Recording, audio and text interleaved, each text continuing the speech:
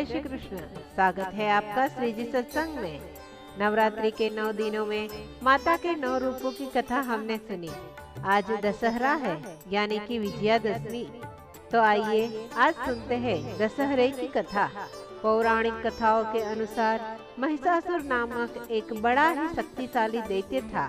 संस्कृत भाषा में महिष का अर्थ भैंसा होता है। महिषासुर का शरीर भी भैंसे की जैसा ही था।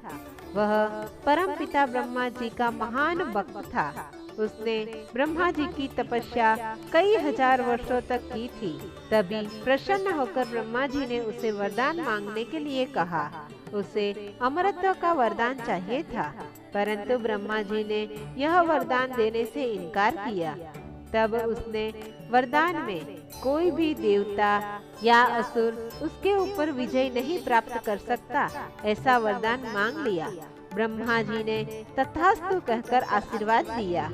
इतनी सारी शक्ति और वरदान प्राप्त करने के बाद महिषासुर तीनों लोकों पे अपनी विजय और अपना राज्य चलाने के लिए सबसे पहले वह स्वर्ग लोक के देवताओं के साथ युद्ध किया।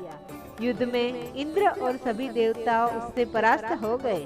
पृथ्वी पर भी उसका आतंक बढ़ने लगा था। इस तरफ उसने स्वर्ग लोक और पृथ्वी लोक पर अपना कब्जा जमा लिया था।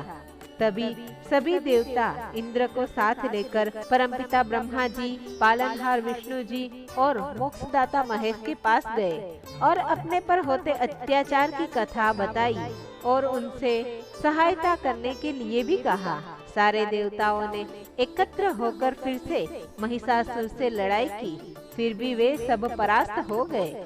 कोई भी उपाय न मिलने पर ब्रह्मा, विष्णु और महेश ने अपनी अपनी शक्तियों को एकत्र करके माता दुर्गा देवी का सृजन किया, जिसे माता आद्य शक्ति एवं पार्वती के नाम से भी जाना जाता है। देवी दुर्गा ने महिषासुर के ऊपर आक्रमण किया।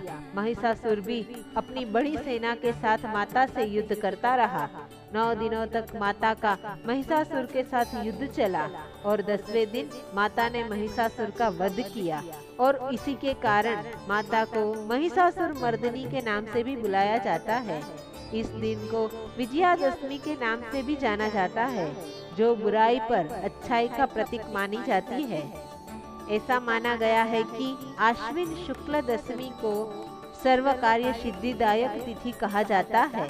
इस दिन कोई भी कार्य का शुभारंभ करने पर उसमें विजय अवश्य प्राप्त होती है और उसी दिन लोग शस्त्र पूजा भी करते हैं। प्राचीन काल में राजा महाराजा इस दिन विजय की प्रार्थना करके रण यात्रा के लिए प्रस्थान करते हैं। इस दिन जगह जगह मेले लगते हैं, रामलीला का आयोजन किया जाता है और रावण का विशाल पुतला बनाकर उसे जलाया जाता है। दशहरा अथवा विजयादशमी भगवान श्री राम की विजय के रूप में या फिर दुर्गा पूजा के पर्व के रूप में, दोनों ही रूप में यह शक्ति पूजा का पर्व है।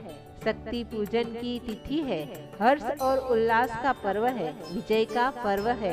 वैसे तो भारतीय संस्कृति वीरता की पूजक पहले से ही रही है, शौर्य की उपासक है। व्यक्ति और समाज के रक्त में वीरता प्रकट हो, इसलिए दशहरे का उत्सव रखा गया है। दशहरा का पर्व 10 प्रकार के पाप जैसे कि काम, क्रोध, लोभ, मोह, मद, मत्सर, अहंकार, आलस्य, हिंसा और चोरी के परित्याग की सद्प्रेरणा प्रदान करता है। अतः मनुष्य को अपने अंदर रहे इस 10 प्रकार के दानों का विनाश करके पूर्ण रूप से शुद्ध एवं सात्विक भाव से दशहरा मनाना चाहिए। अंत में आप सभी को दशहरे की ढेर सारी शुभकामनाएं। मेरी इस चैनल को लाइक, शेयर और सब्सक्राइब जरूर करना और बेल आइकन को प्रेस करना ताकि नया आने वाला वीडियो आप तक जल्द से जल्द पहुंच जाए। जय श्री कृष्ण।